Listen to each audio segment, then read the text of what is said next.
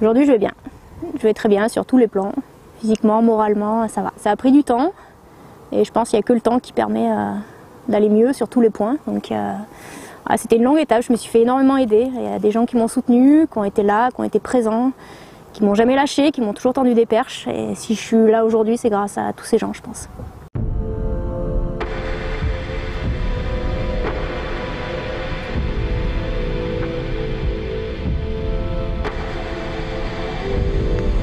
On est le 25 janvier, on est parti pour la tentative sommet sur le Nanga Parbat. En hiver, il n'y a pas beaucoup de vent, il fait pas très chaud, mais ça va, il fait meilleur qu'hier.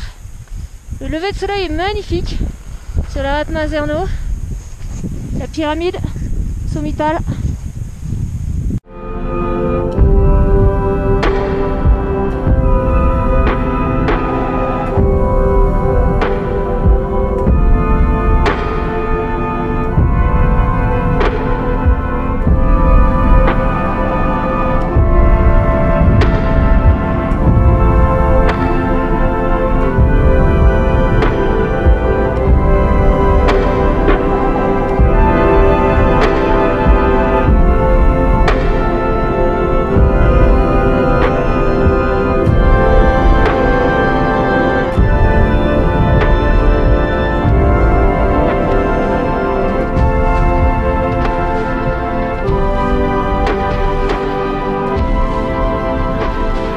Quand on déclenche un secours, le temps est vraiment précieux, c'est une course contre la montre, parce que quand on déclenche un secours, c'est en urgence.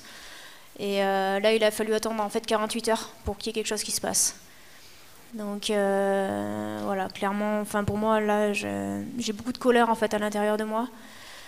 Et on aurait pu sauver Tomek si ça avait été un réel secours pris à temps et organisé.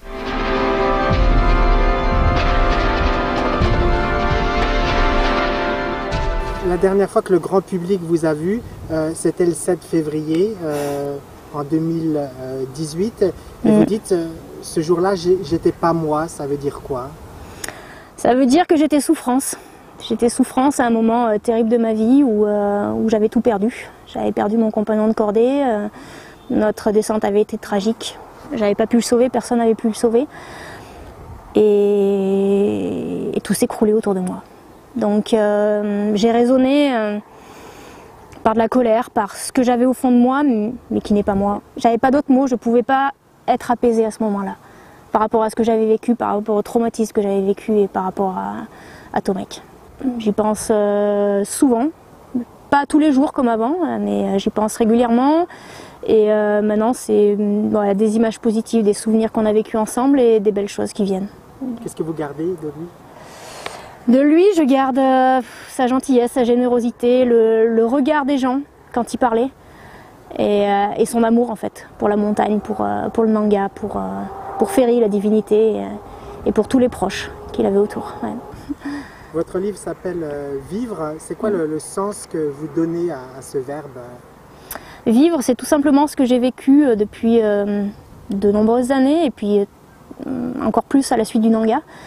Où au départ c'était de la survie, j'ai longtemps fait de la survie quand je suis rentrée, puis finalement c'est tout simplement vivre en fait, c'est tout simplement la vie.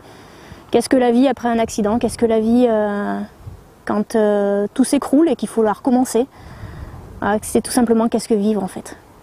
Je suis heureuse aujourd'hui, grâce à beaucoup de monde, grâce à vous tous aussi.